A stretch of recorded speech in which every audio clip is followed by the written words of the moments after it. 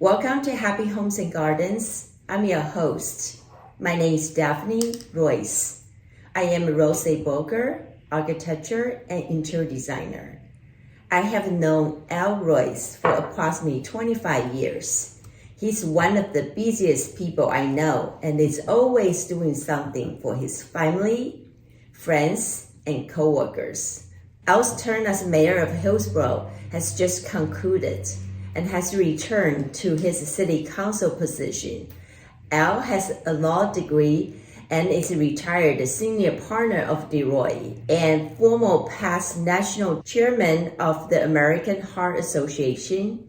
He also spent significant time in China as executive in residence at the University of Shanghai Science and Technology, and has a distinction of being the youngest legislator ever elected in his home state of Legislature at his age 21. Let's welcome Al. And I feel honored to be able to secure this interview with you today. Well, thank you, Daphne, and thanks for having me. It's a pleasure to be with you on this wet, rainy morning here, but I guess we need the rain. We're in the middle of a stormy day. Yes. So how is life now without all the heavy lifting titles? Well, no longer mayor, but still pretty busy because I'm still on the city council. So that keeps me off the streets at night, as my dad used to say. And there's a lot of other activities I'm still involved in. Part of the role of the city council, whether you're mayor or not, you still serve on a lot of different town committees, and you still serve on a lot of regional county committees, the so-called JPAs. So let's say that I've been pretty busy, continue to be busy, probably more so than I should be or would like to, but so be it. It's been fun. During your 2 years term of a mayor of Hillsborough, what was the most challenging things that you're facing? Well, I look at challenges in any leadership role today in government as probably consisting of two big buckets. One are the issues, which I'll get to, which is what most people think of. But secondly is the broader issue of just governance, making sure that you have a system and a culture that promotes civility, promotes discussion, promotes respect for one another, and is open and transparent. And there's a process to me which is always important as the answer. So just making sure you have that right governance structure, the right balance, the right interaction with residents and with your constituents and with your fellow colleagues is probably, I won't call it an issue, but always something to keep on top of mind. But second, some of the issues, Hillsborough is no different than most of the towns in Northern California and in the state. The number one issue, particularly this past year, has been the housing element, which is a requirement that every city and every agency has to come up with a housing plan every 8 years to try to address the issue of affordable housing. So we have been struggling and tackling and dealing with that for the past year and a half, maybe longer, and getting near the end of the process, as they say. But that is one that has really galvanized the community, incited a lot of participation. We've had a lot of public meetings, town hall meetings. That's probably been issue number one. And the other big issue last year was wireless facilities in our town. That's a big issue because Hillsborough, like a lot of communities, are very proud of their beauty and their character and the ambience of the town. And whether you do anything to perhaps disrupt it, there's a lot of passion and concern on making sure we know what we're doing the right thing. So putting up wireless towers generated a lot of discussion last year. And the wireless towers were designed to improve our communications capabilities, particularly in emergencies, whether it's rainstorms and floods or whether it's fires or whether it's earthquakes. Those are probably the two most publicized issues, but underlying all of it is a host of day-to-day issues. I have a colleague of mine that I like to quote when he was asked one time, "Do you like being on the city council?" And his response was, "If you like gas, water, and sewer, this is a place for you." Because I think that the basic issues are really what makes the town operate. So we spend a lot of time around just basic infrastructure, basic operations. Hillsborough is a very unique town without any retail business. It's all 100% residential. Would that bring more challenge? Different kinds of challenges. We are no commercial businesses. It's 100% single-family residential homes. Although we do have some schools, we do have a country club, we do have a couple other facilities in town, but they're non-commercial. The positive, the negative, every positive is a negative, is we don't have commercial businesses. So a lot of the issues that some towns deal with, we don't deal with.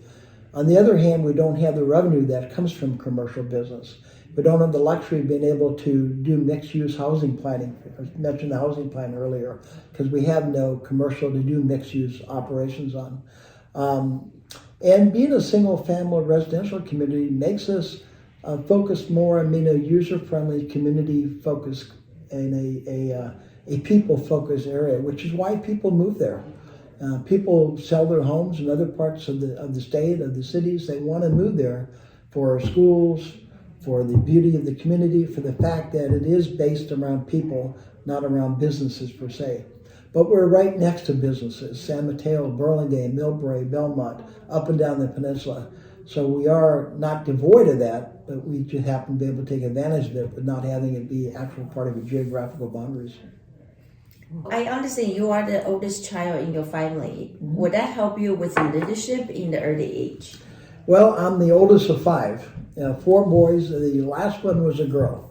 I think my parents did not stop until they got the daughter my mother wanted. So, I think no matter what order you are within the birth, you're going to learn something. There are different exposures that teaches you different things, whether the oldest, the middle, the youngest.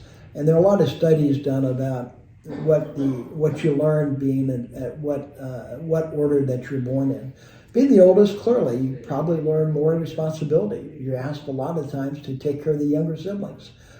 You're asked to sort of represent them when they have disputes with the parents, right? They'll come to you and say, help us here. And you also set the pattern, I think, based on what you do. I think subconsciously sometimes the younger kids will take their cue, from what you do. My brother, who's highly successful, paid me a great compliment one time out of the blue, because I was the first child in my family. And when I say my family, not just my immediate family, all my cousins on both my father's side and mother's side never go to college. And my brother at one time said, if you hadn't gone to college, I'm not sure the rest of us would have gone. Now, I'm not sure I believe that, because I'm very proud of my family. My brothers and my sisters are incredibly successful. My brother Roger, who is a highly prolific and prominent attorney in Silicon Valley. My brother Ken is a nationally renowned water engineer. In fact, he chaired my home state water commission and has testified before Congress many times and is a frequent expert witness. My younger brother Byron, has his own business. He formed his small business. My sister Dolores took over the family business and was recognized a couple of years ago as one of the outstanding entrepreneurs in her hometown. So it's a very successful family, and being the oldest of it probably did teach me some aspects of leadership, perhaps subconsciously, but you pick it up and you sort of leverage off of that. Okay. Back to your hometown. You were elected as a legislator. Mm-hmm. What makes you want to go into politics?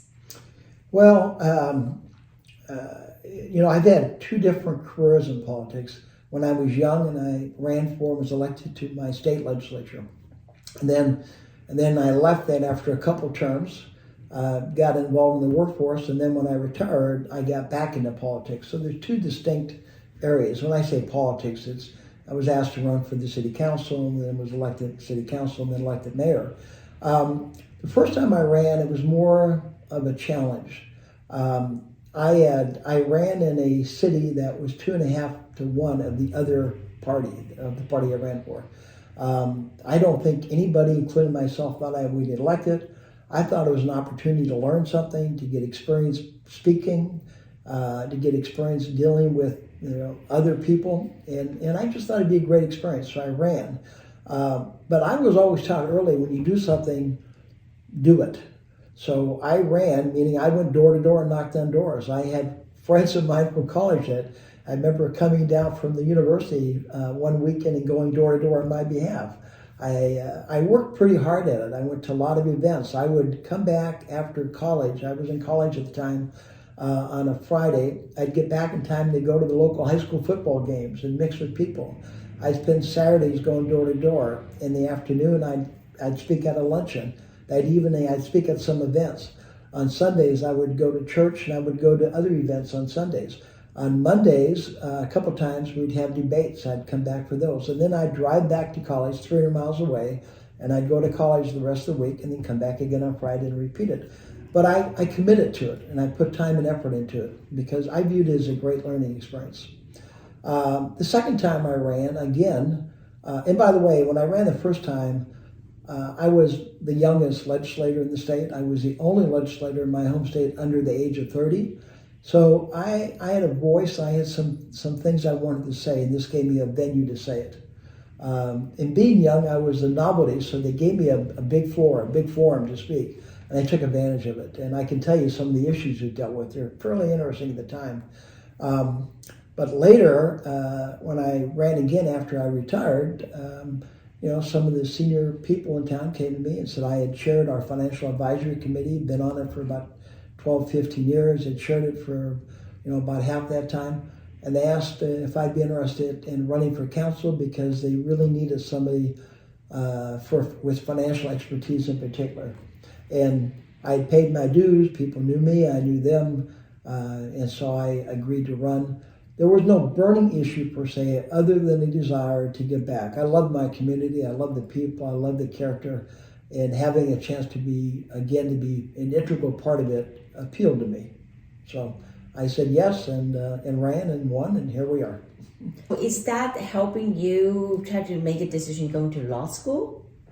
Well, when I was in, I went to law school back before I was elected to the state legislature. Okay. I was, I think, a senior in college. Then I went to grad school, and then I went to law school. I went to law school because I grew up watching Perry Mason, like so many people. I heard one of the recent Supreme Court justices was asked, "How did you ever get in law?" And she said, "I grew up watching Perry Mason." Well, I never made it to the Supreme Court, but I had that same background. And so in the back of my mind, I always thought it'd be nice to go to law school.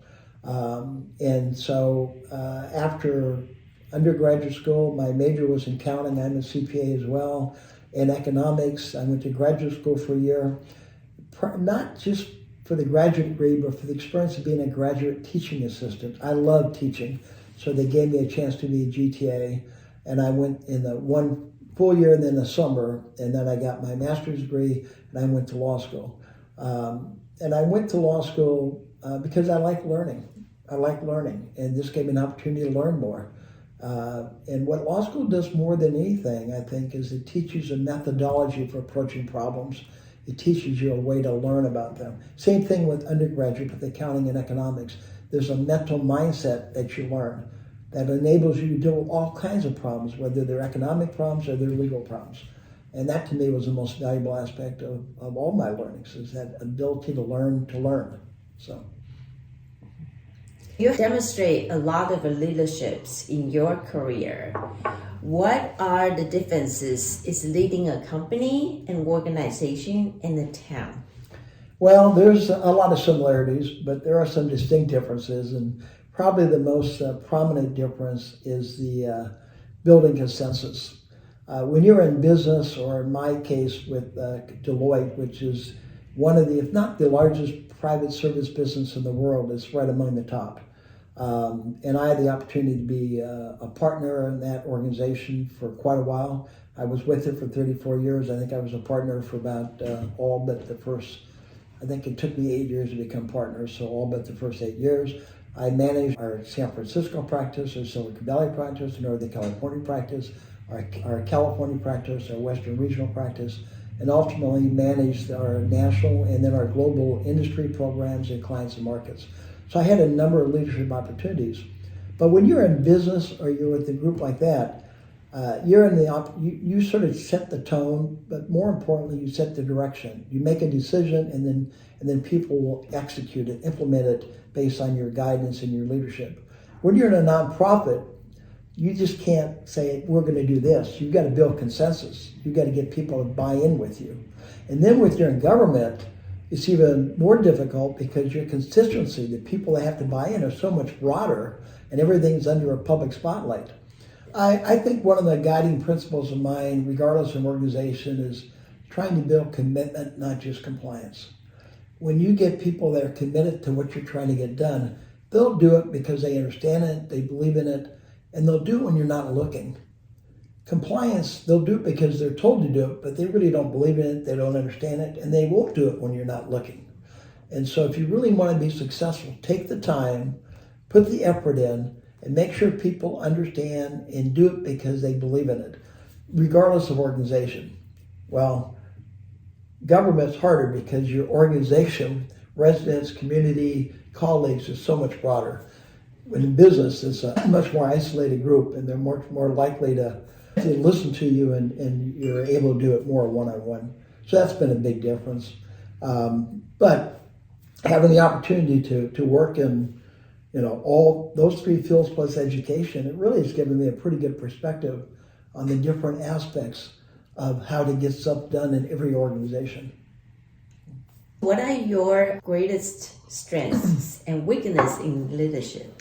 Well, it's funny you should ask that, because I just, town of Hillsborough, we just did a management retreat on Monday this week. And part of the retreat dealt with, and I as a former mayor and as a council member with my fellow council members participated in the management retreat.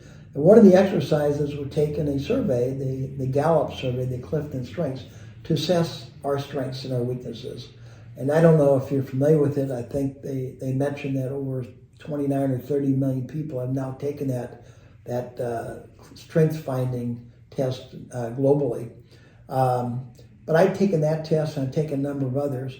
Most of my tests have focused on my greatest strength being innovative, able to think of new ideas, and the ability to execute them and to build teams. I think that's probably my greatest strength.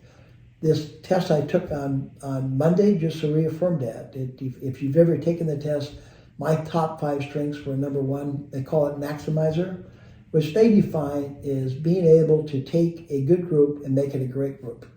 And I pride myself in that. It's always been my goal to come in and do analysis of where we are and what would the next level look like, and what do we need to do to get there, and how do I accelerate getting there. So that's always been a strength of mine.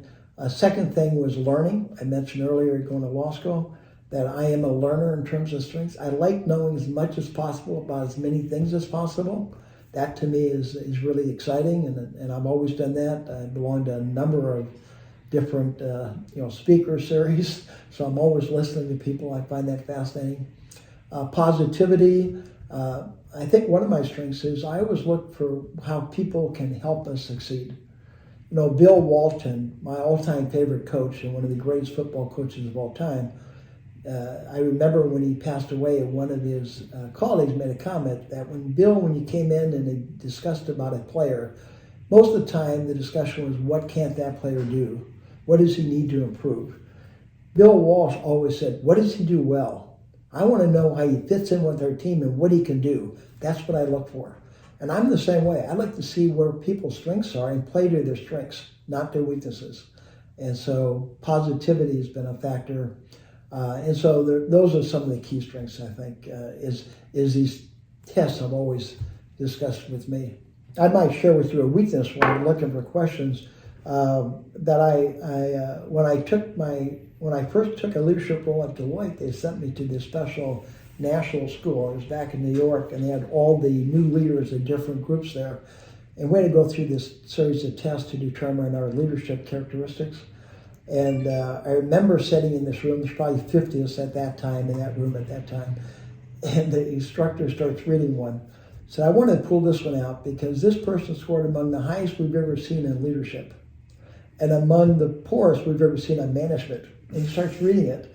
And I'm looking at my evaluation, I realize he's reading mine. Because he said I was off the charts on leadership skills, but I was a very horrible manager because I had all these ideas and I'd flow them out there and I wasn't always following through on them. That was a weakness. And what I concluded was it wasn't worth my time necessarily personally trying to improve on that, but I had to deal with that issue. So you can do it by having groups of people focus on that for you. So first thing I did was form a kitchen cabinet of about 7 people assigned for each of those areas for execution, implementation. And I would meet with them every Friday morning on what we were going to get done this week based on all my ideas and strategies. And on Friday, I'd meet for a summary report of how it went that week, what was accomplished, what wasn't. So from a management perspective, our group was viewed as one of the top performing offices in all of Deloitte. Out of 26 offices, before I took over, we were ranked number 23. When I left in 4 years, we were ranked number one in the entire country, both on quality, on execution, and on innovation. And I'm really proud of the ideas that we came up with Deloitte. When I left, they did this tribute and mentioned stuff that I had initiated and formed, and I'm proud of that because I really think politics or anything else, the big idea, your vision, is really important. You need to know what you want to accomplish and how you're going to get it done. And that to me has always been a basis of leadership.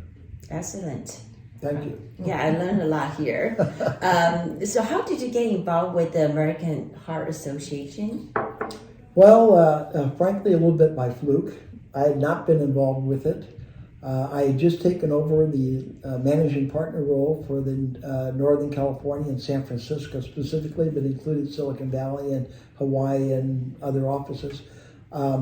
And I'm at my desk, and I get a call one day, and the person introduced herself as the executive director of the American Heart Association for San Francisco. And the person who was going to chair their heart walk, they do an annual heart walk to raise money and build awareness, had in his business had been moved to Australia, and somehow my name had surfaced as being a potential successor on short notice. And I listened to the person ask, and my philosophy in life has always been, right or wrong, is always say yes before you say no. And so I said yes, and it's been a great life experience. Great people, incredible mission. I've enjoyed it immensely. And from that, chairing the Heart Walk in San Francisco, I did it for 2 years. Then I chaired the local board. I chaired the state board, was nominated and elected to the National Board of Directors. I served on it for about a decade, served in a number of leadership roles, including chair of the executive committee for about 6 of those years, national chairman of the organization for 2 years, chairman-elect for 2 years before that. It was an incredibly valuable experience because I read a book a long time ago that talked about, the book was, I love the title more so than I like the book, but the title would resonate with me. It was called From Success to Significance. And many times in our life we are highly successful in everything we do, and that's important. That makes a difference in a lot of different ways. But when you do retire, you have an opportunity to impact people even more directly through being significant to them. HA gave me an opportunity to affect the lives of people. And one of my roles as national chairman was traveling the country, meeting with their different boards and different affiliates and different organizations, and seeing the people who are most affected. From the little boy, who was born with a heart defect. And I remember a little Irish boy with his sister who was about 2 years old, a little redheaded girl like my daughter's redheaded. And he was now 6, and he had effectively had a heart transplant, and you name it. And his mother was telling me the story then. Here's a little baby. His sister would hold him on her lap on the couch and keep telling your mom, Robbie is still breathing. He's still fine. He's still good. And that sort of resonates with you, that those life stories. To the 2 twin sisters that were marathon runners at the University of Utah, and one suffered a heart attack and survived while running a race. But the other sister, because of that, took an exam and discovered she had the same heart defect. And her life was, I think, saved too by early detection. But you read all those stories, you get to meet the people, and it just was a great experience for me, and an organization I'm still very actively involved in. So that's why I got involved. I was asked, and I said yes. If you can, so is anything you will do differently in your career? Not really. I think things happen for a reason, and I've appreciated all my life experiences. I've appreciated the opportunities I've been given. There are things here and there you look back on and you'd say, I wish I'd been a little bit more aggressive in pursuing certain roles. But other than that, I think things have evolved the way they should evolve. I think most people, including myself, have a tendency to underestimate what you can do. And I think this saying yes before you say no is a philosophy you need to adopt. You need to sort of push yourself a little bit and understand that you can probably achieve it. And you just need to be more aggressive on looking for those opportunities and embracing when you get the opportunity. But I think I've done that most of my career, particularly the second half of it. So I feel good about it. I don't focus much on regrets or negativity. I'm a big believer. Play to your strengths, enjoy life, and keep moving. No matter what you're doing, keep moving.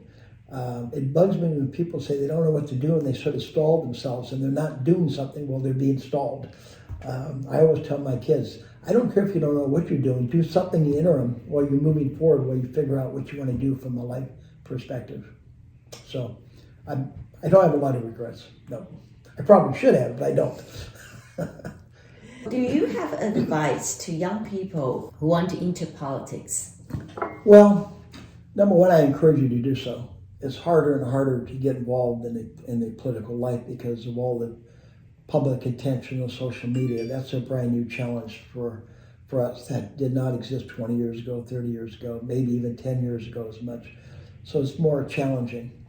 But I would urge you to do it, number one.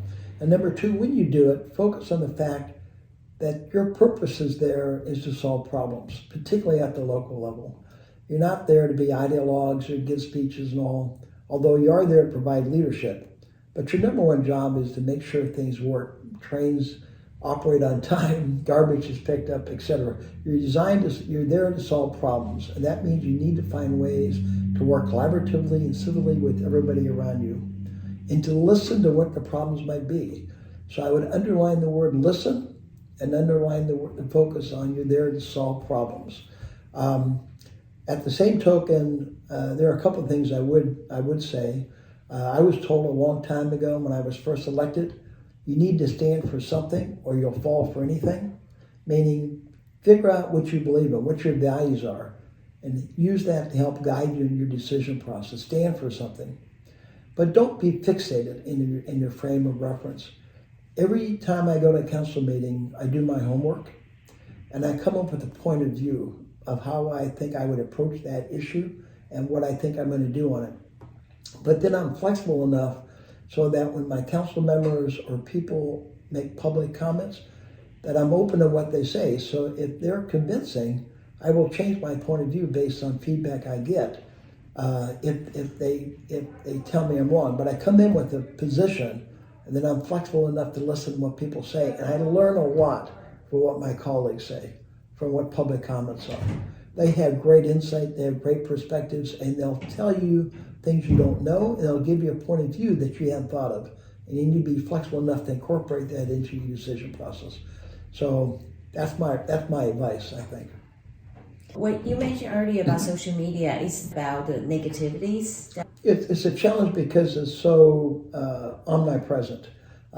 Everything you do is repeated a number of times and in different contexts. And so it's both a plus and a minus. There's a lot of positives to this increased social media. People are more aware. It's easier to get information out to them. They're more connected in some ways. On the other hand, if you have a burglary in town, it might be repeated 50 times through 50 different mediums, and people get the sense that you're being overwhelmed with burglaries, whereas you might have only had one, but they see it so often. So it can be misconstrued sometimes. And secondarily, a lot of people using social media on a regular basis are people that represent a strong point of view. And so they have a tendency to dominate the airwaves. And sometimes the information they use is not always accurate. I was surprised to learn, I listened to a documentary on social media, the start of it and the ethics of it and the problems with it. But I was surprised to learn that on some of the websites that when you ask that question, the answers could be different for you than for me. You think you're getting a factual answer, but it's tailored to what the algorithms say the way you lean. So the answer you get may be different than the answer I get. Well, that makes it difficult to have a conversation when people are asking the same question, wanting a factual response and getting different answers. So you have to deal with that. But by and large, just the increased visibility, increased attention, and the opportunity for it to be misused, which it has been, creates a new environment for leaders, public leaders to work in. And so again, it's a challenge, it's a problem. You just find a way to deal with it, handle it. Don't overreact to it, but just understand that there's a new player in town that is part of the elements you deal with now. Are you planning any new projects other than your semi-retired life? Well, I've been involved since I retired. I've probably been in 3 different stages of projects, whether it's City Council or the Heart Association and nonprofits, or whether it's been the teaching and the executive and resident programs in China. I think it's time to probably really retire. So I do plan to do a lot more travel. One of my goals when I retired the first time was to live in different parts of the world on short term, like 2 to 3 months at a time, attend local universities and take classes in history and art and local politics and stuff like that. And I would like to, be able to do some of that again. So travel is clearly high on my list. I don't think you should ever stop being involved, because once you do, I think you start to move backwards rather than forwards. So I think learning is critical. So in being involved in different things, keep you learning, keep you sharp, keep you engaged, keep you in the game. So I don't intend not to do that. I would just probably do it at a different level than I've done in the past. Is that particular thing you like to master or learn? There's probably a number of things I'd like to get better at, like golf being one of them, and tennis being another. But, I've always wanted to play the guitar. I've always regretted never learning to play the guitar. So a couple of years ago, for Christmas, I actually got a guitar. But I haven't had time the last couple of years to go take lessons. So I do plan to learn to play the guitar. So nothing exotic, nothing major, but probably something I think I'll get enjoyment out of. But and then combine that with travel. And last but not least, if you're a grandparent, the number one joy in life are grandkids. I have 2 grandkids that I think the world of. I really want to spend more time with them. They grew up so fast, and I just want to have the opportunity to avail myself of what they're learning and how they see the world as they grow. So clearly that's number 1 on the list, is a lot more time with the grandkids. So when you mention travel, you're going to live in different places for 2-3 months. Is that domestically or internationally? Primarily, both, but primarily internationally. I had the opportunity to be the executive in residence in China. Those were like 6 weeks to 3-month assignments in which you go over and you were a co-teacher or lecturer at the university. You typically teach with a professional professor from a university from the U.S., and you would co-teach a class or you would lecture. I enjoyed that immensely, but it also gave me the opportunity to live in Shanghai, for 2 months at a time, and I enjoyed that immensely. I have a friend of mine that just did that in Italy, went there for 3 months, and lived there. He and his wife lived there for 3 months and got to, be part of the community. That's what I'm envisioning. I enjoy U.S. travel. The U.S. is an incredible place. So I do have a second home in New York, apartment out there, condo out there. I want to spend more time there. That's where my grandkids live. So I expect a lot of time there. And there are segments of the U.S. that, my relatives and friends live. I tend to do extended visits to. But in terms of living over, my thought was internationally. And there's 3 or 4 spots I'd like to spend time in. It's like a lot of students now get to go on these exchange programs when they're in school. What a great idea. Yes. I never did that.